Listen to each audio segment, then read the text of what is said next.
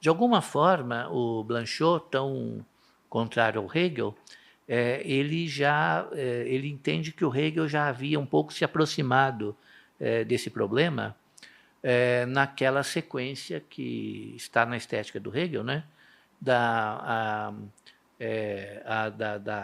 Das formas de arte, não é? Entre as quais está a arte simbólica, não é? Que é, para o Hegel, a representação do espírito na pura exterioridade. Não é? Coincide mais ou menos com a arquitetura, né? Por exemplo, uma pirâmide.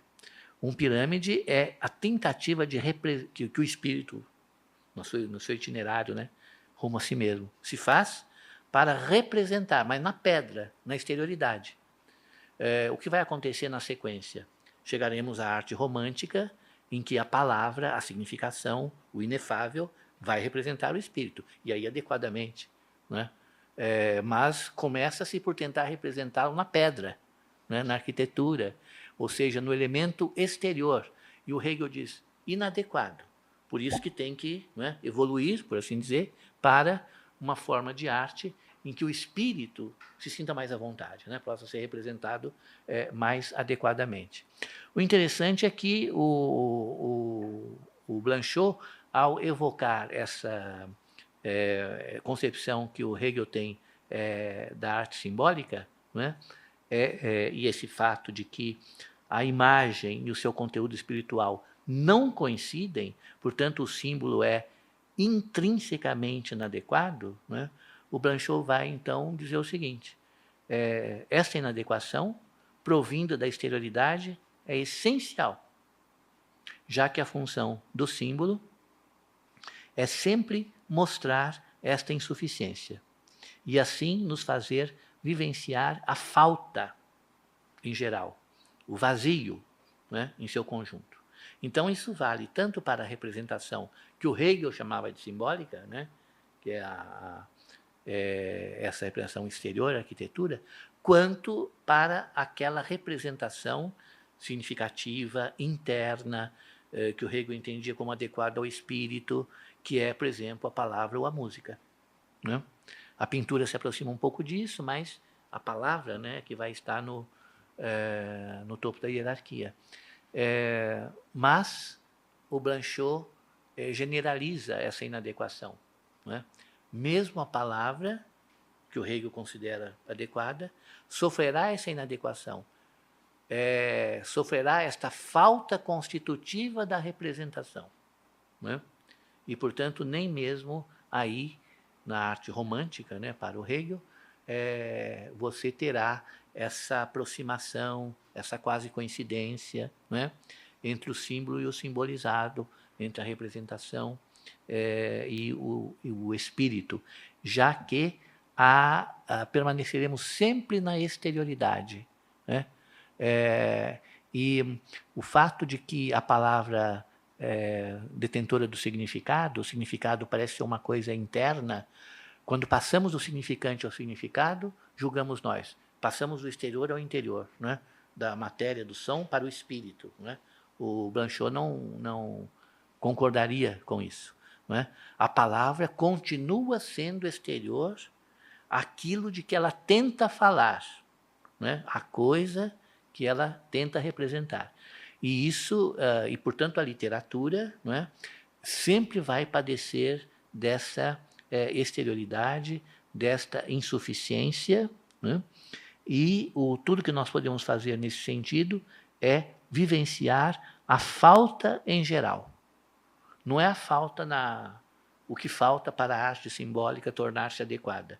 É a falta em geral, né, de todo o discurso pelo qual a arte tente representar. Né? O vazio no seu conjunto, aquele vazio que nós vimos, né, na aula passada, no qual nós caímos quando saímos, né, da linguagem habitual da familiaridade com as coisas para a linguagem literária. Ao contrário da superação possível da exterioridade pela interiorização, né, que é assim que pensa o Hegel, né, Blanchot faz da exterioridade o lugar da arte.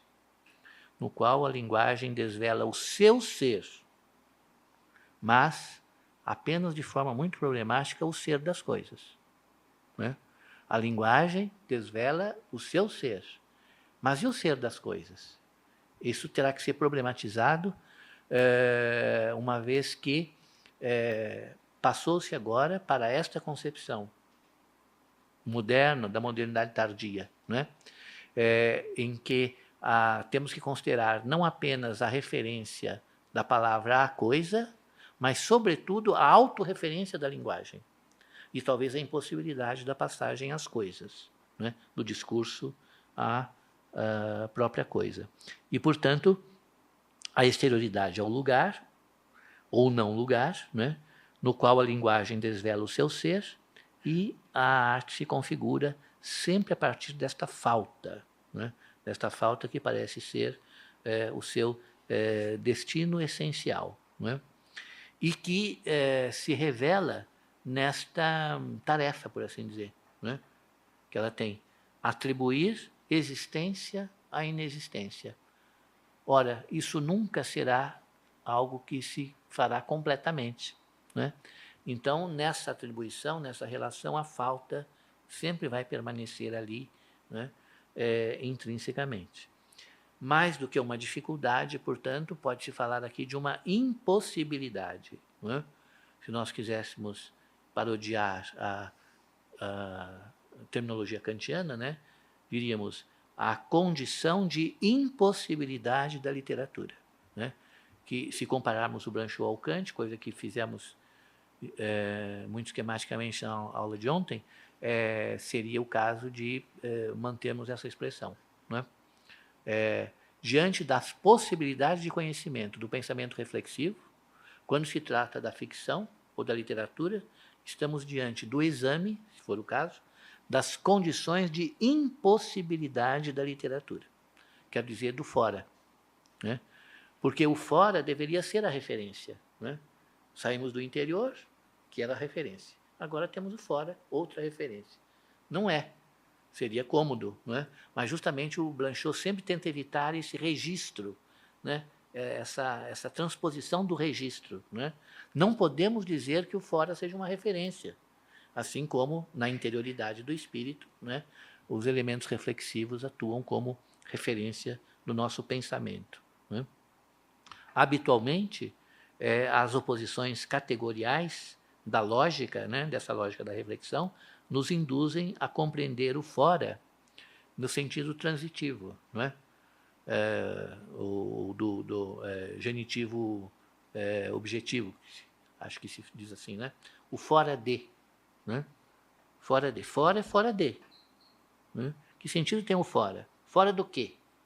Né? Sugerindo, então, que o espaço literário se constitui do lado de fora, né?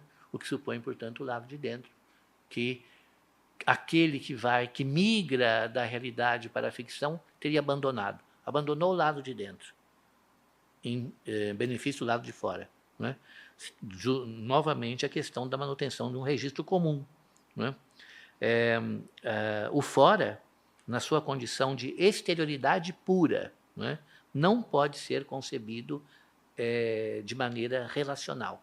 Portanto, não se pode dizer fora disto, fora daquilo, e nem perguntar fora do quê, né? Nesse caso, isso não é cabível, não é? Pois não se trata de outro lugar, mas sim do outro de todo lugar, né? De novo, aquela expressão, para, né, diferenciar aqui as instâncias, né? Não é um outro lugar, né? É o fora comparado ao dentro, mas é o outro de todo lugar, o que significa, portanto, não lugar. Blanchot vai usar muito, e o Foucault também, essa expressão, né? O não lugar. Se compreendemos o fora como este não lugar, então nós entendemos que a literatura não está no espaço literário entendido como fora, né? O livro do Blanchot, Espaço Literário, foi muitas vezes entendido assim. E ele não se preocupou muito em corrigir, não é? O que é o espaço literário? É o espaço em que se dá literatura, não é? Muitos até diziam, não, seria melhor dizer o tempo, tal. Não, o espaço literário, então, é o espaço em que se dá a literatura. Não é. Não é?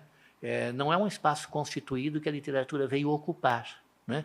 Na medida em que há literatura, na medida em que há ficção, há, então, esse espaço literário. Não é?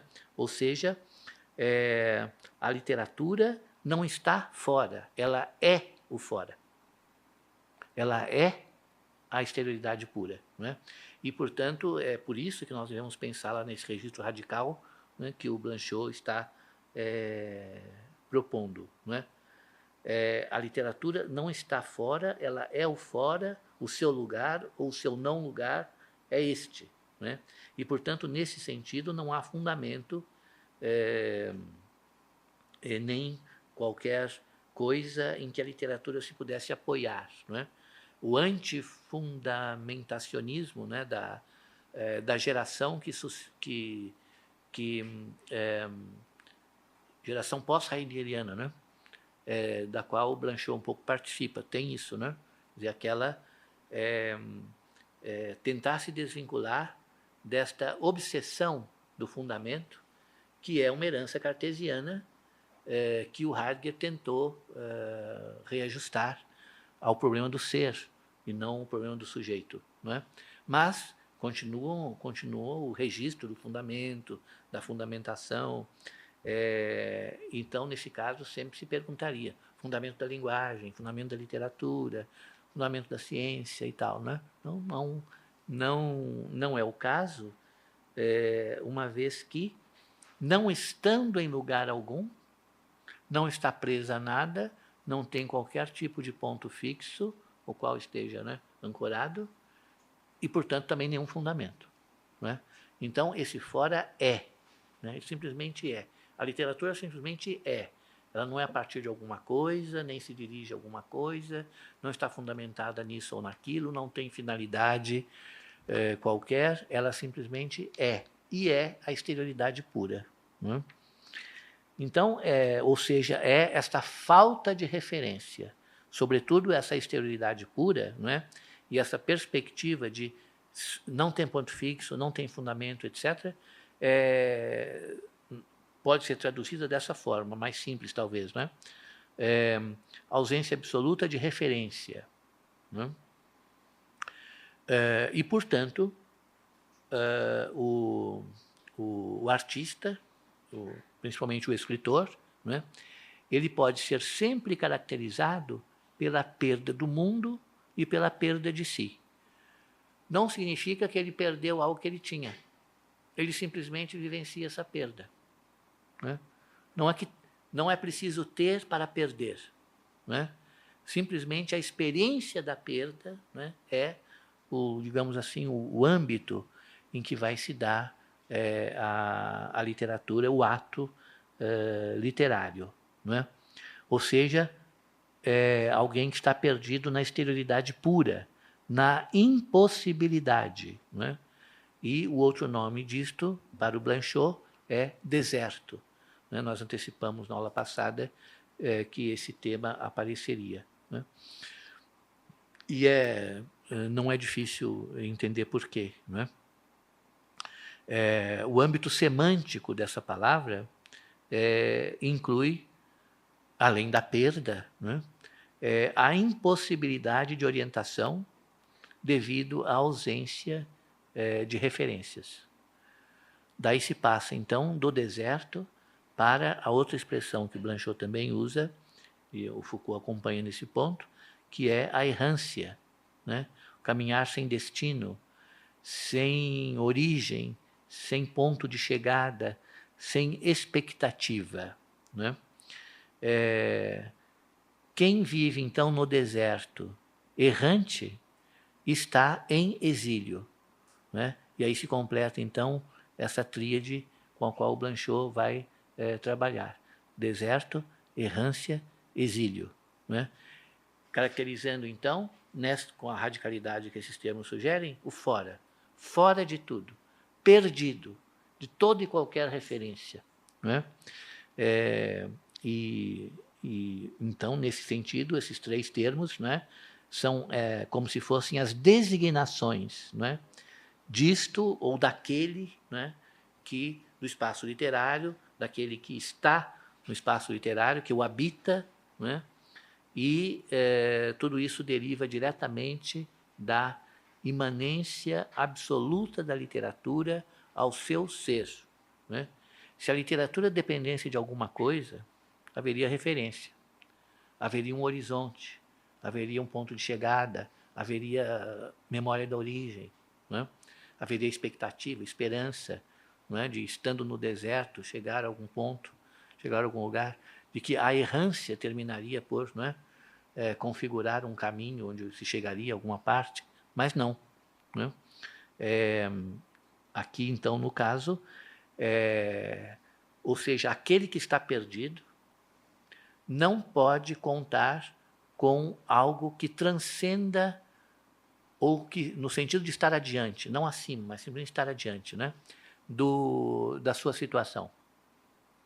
Daí a imanência absoluta da linguagem a si mesma, e aquele que a pratica tem que praticá-la na imanência absoluta, né? Quem já leu Deleuze sabe que o último texto, né, do Deleuze, que se chama O Plano da Imanência, vai retomar e prolongar essa questão do significado radical da imanência, né, que o Deleuze procura tratar de uma maneira muito completa, mas que aqui no Blanchot já aparece, né? Por que não há referências? Porque a linguagem é imanente a ela mesma. A autorreferência quer dizer a imanência absoluta, né? E, portanto, a esta inexistência, né, ou a essa existência da inexistência, corresponde à presença de uma ausência. Todos esses paradoxos nós já vimos, né? E eles se configuram, então, como experiência do imaginário, experiência da literatura. Blanchot procura, portanto, e o Foucault vai acompanhá-lo também nesse sentido, excluir qualquer possibilidade de conhecimento, né? Não é raro que a literatura e as artes sejam postas em termos de conhecimento. E essa tradição é uma tradição hegeliana, né? O Hegel vê a arte como uma antecipação do conhecimento absoluto. A arte figura do absoluto, né? Então, já traz alguma coisa daquilo que será a realização final do espírito, algum conhecimento, ainda que incompleto, né? Ainda que não totalmente realizado. O Blanchot procura, então, entender que esse afastamento radical de que tanto se fala aqui é o afastamento do conhecimento. O conhecimento está afastado, né? Esta experiência do fora nada tem a ver com o conhecimento. E, portanto, a literatura não pode trazer conhecimento. É preciso, então, livrar-se desta analogia, não é? Em que haveria um conhecimento, por assim dizer, teórico, um conhecimento filosófico, não é? Tradição hegeliana, e a arte traz alguma coisa que se aproxima disso, que prefigura, etc., né? Nada disso. A literatura está fora, justamente, do conhecimento, né? Então, é importante que este paradoxo duplo, né? Esse duplo paradoxo, seja caracterizado como experiência, né? A palavra experiência vai adquirir, né, no Blanchot um significado muito forte. Notadamente, se nós tomarmos o termo num dos sentidos que ele mesmo dá a essa palavra, na experiência. O Foucault faz notar que é sentimento da imediatez. A experiência pode ser definida, entre aspas, entre outros aspectos, como o sentimento da imediatez.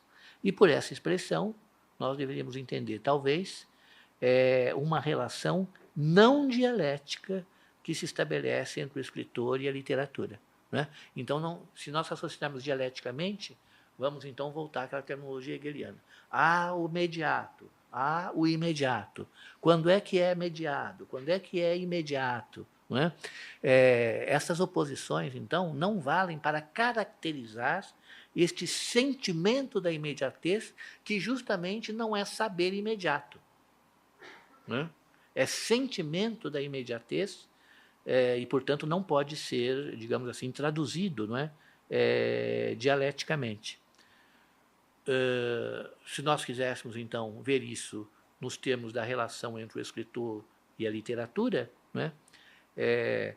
Nós teríamos que considerar, então, que esta posição do escritor diante do fora, né, da exterioridade pura, né, não pode ser caracterizada por nenhuma modalidade dessas relações dialéticas que nós procuramos estabelecer entre esses mundos, né, o mundo da realidade, o mundo da ficção, o mundo real, o mundo irreal, e procuramos ver, então, o escritor, o artista, né? Em que mundo ele vive, né? Não nesse, no outro. Não é? Esse tipo de relação que mantém o registro do mundo, não é? Também tem que ser aqui afastada, porque seria uma comparação ainda no âmbito da dialética. Né? Um pequeno trecho de um livro que eu não vou citar muito aqui, que é o Entretien Infini, né? O Blanchot diz o seguinte: a impossibilidade é a relação com o fora, já que esta relação sem relação é a paixão que não se deixa dominar com paciência. A impossibilidade é a própria paixão do fora. Né?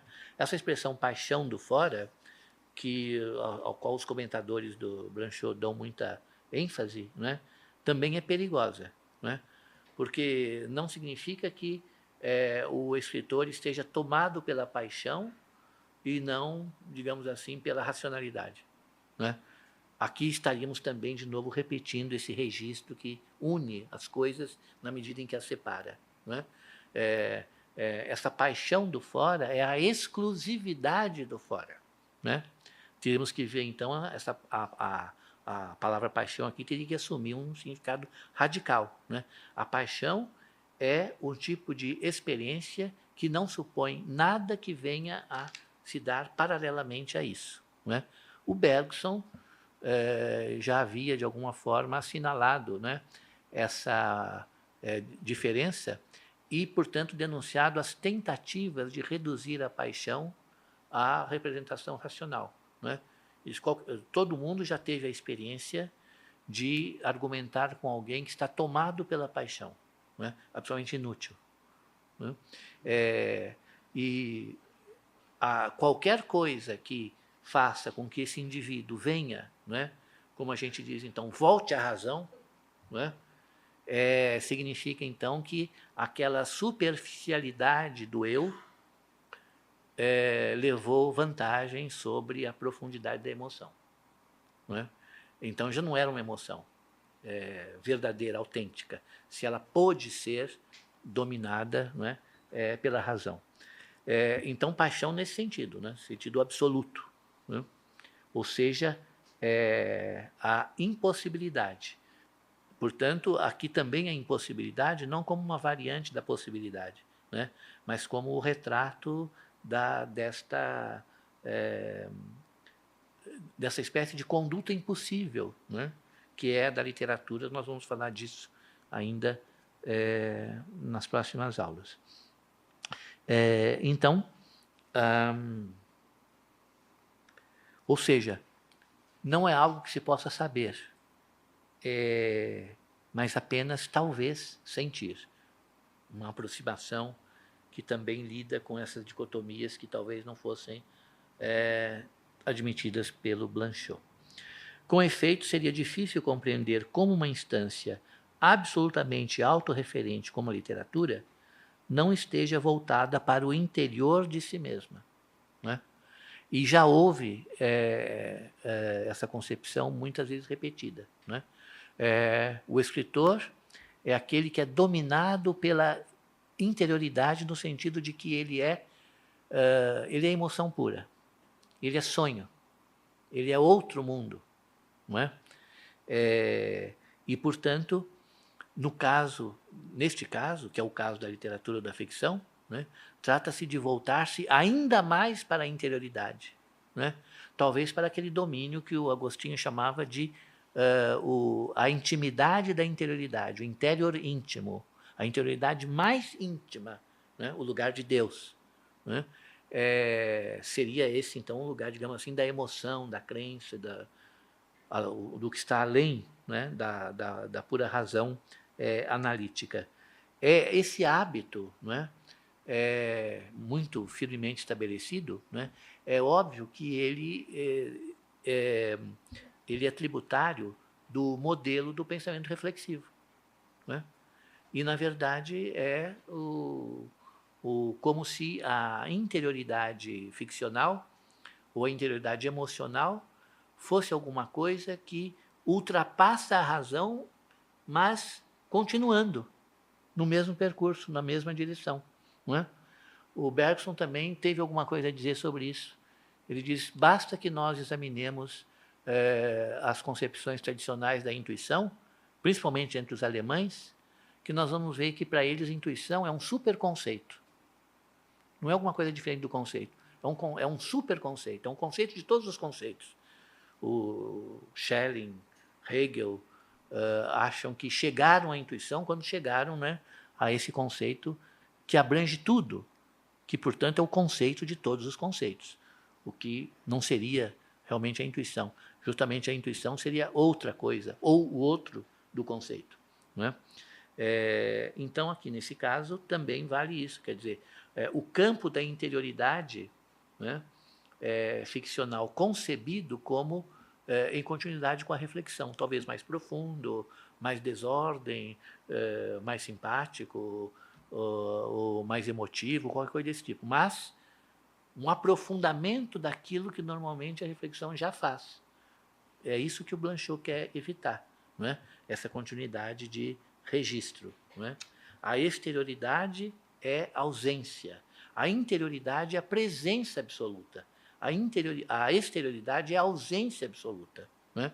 Então, nada tem a ver, né, a ficção, no caso da exterioridade pura, com a reflexão como interioridade, né? A literatura não tem referências, né? Deserto, errância e exílio, né? Seriam referências da literatura? Não. É o modo da experiência acontecer, né? Mas não são referências, né? A isto que com isto, então, que a literatura estabelece essa relação que nós somos obrigados a chamar, ele chama aqui no texto que eu citei, de uma não relação. Há relações que têm que ser concebidas como não sendo relação. Por exemplo, a literatura e o exílio, a literatura e a errância, a literatura e o deserto, né? A nossa tendência logo, está aí uma relação. Né? Não tem relação com a reflexão, não tem relação com o ponto fixo, mas tem relação com a errância, tem relação com essa descontinuidade, esse deslocamento contínuo. É a não relação, também para não repetir o registro, a matriz, não é? Reflexiva tradicional. A presença, portanto, é uma dispersão do fora, não é? Como se a única intimidade possível na literatura moderna fosse exatamente com a exterioridade, com o desdobramento infinito da exterioridade. O Blanchot fala muito disto que aparece na terminologia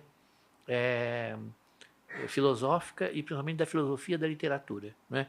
A intimidade, com que o escritor tem intimidade, de que ele se aproxima, o que ele vivencia, não é? E é claro, então, que a tendência é organizar estas vivências íntimas, não é, em torno de um modelo de interioridade.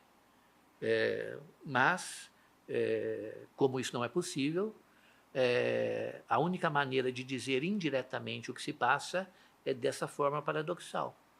Se o escritor tem ele é íntimo de alguma coisa, ele só pode ser íntimo da dispersão, do vazio, da exterioridade, não é?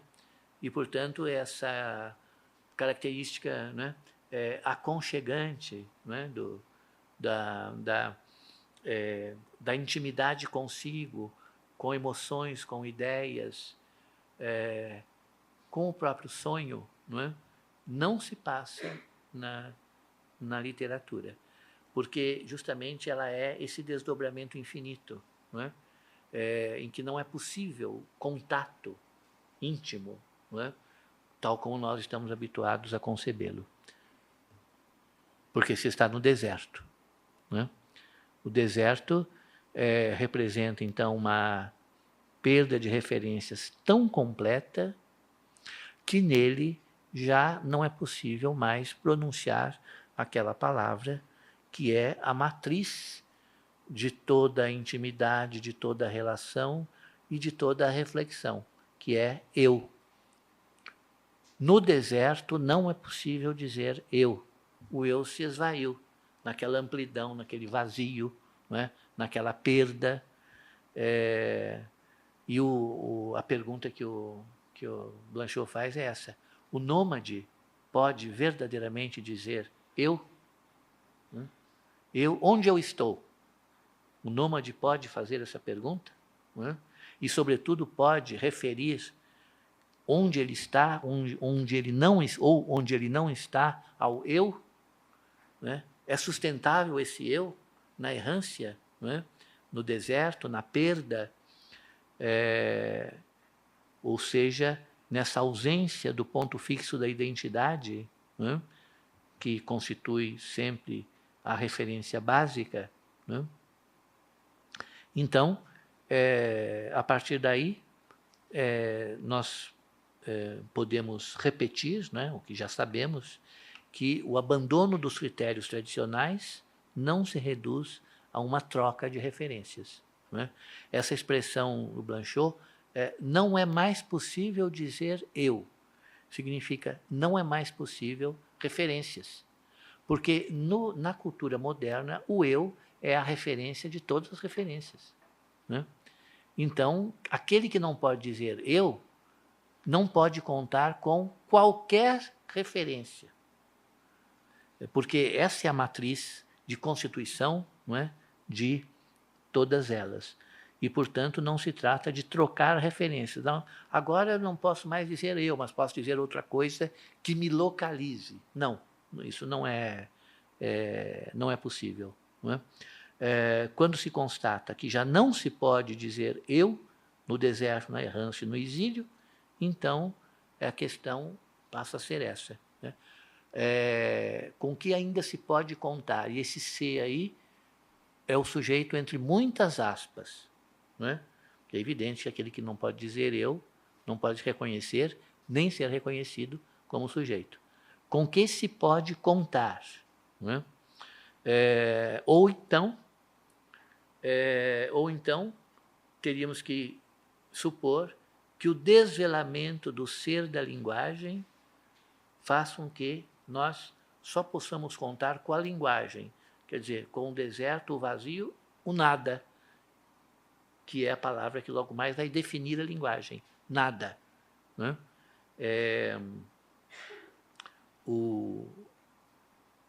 Aqui é preciso, então, caminhar com cuidado, porque nós encontramos nos textos do Blanchot essa menção que evoca a sua convivência profunda com Levinas.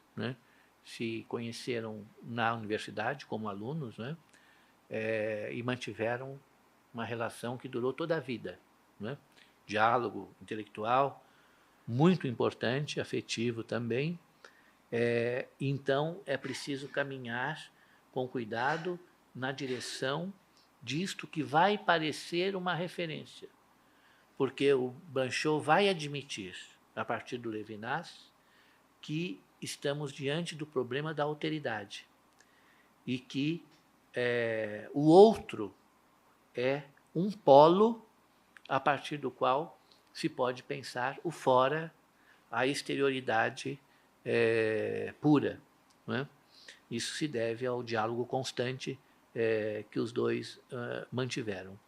Só para lembrar, a originalidade do Levinas está na recusa da primazia do eu, né? Principalmente configurado na herança do código cartesiano, né? Ele tenta, então, instituir como polo ordenador da atitude filosófica a figura do outro, que passaria, então, a desfrutar da primazia concedida ao princípio da subjetividade, né? Ou seja, dizendo as coisas de maneira simples, né? O eu não constitui o outro, mas é o outro que me constitui. E, portanto, toda a vida do eu se dá em função do outro. O outro é o polo ordenador de tudo, inclusive do eu, né? E, portanto, é em função dele, perante o outro, né? Visto dessa maneira radical, diferente, separada, absoluta, né? Que isso que nós chamamos de sujeito se constitui na inteira dependência e até na servidão. O Levinas não hesita em usar termos como esse, na servidão em relação ao outro. Tal há o poder, né, deste polo de alteridade constituinte. A atitude filosófica deve ser completamente invertida, né? Principalmente dos rumos que ela tomou na modernidade, né? O Levinas vê como fonte de todas as crises mesmo, né? Desde as crises morais que o próprio sujeito pode sofrer, até as guerras, as desgraças, os genocídios, a violência histórica, tudo isso está relacionado com a hegemonia do eu. E, portanto, a filosofia tem parte nessa sucessão, né, de desgraças que constitui a modernidade, né? Então, e isso vem de onde? Desta matriz do eu, né? Na medida em que o indivíduo se constitui como eu, e o outro só pode ser pensado como decorrência ou subordinação, ou consequência, né? A partir daí, então, tem instituída a violência. O eu é a fonte da violência, né? Então, por todos esses motivos, é preciso reformular a atitude filosófica, né? De tal maneira a colocar no outro, uma inversão absoluta, né? Colocar no outro o polo constituinte da vida, do pensamento, da filosofia e principalmente da ética, né? Levinas está absolutamente convencido de que a filosofia só poderá produzir uma ética se ela pensar a partir do outro.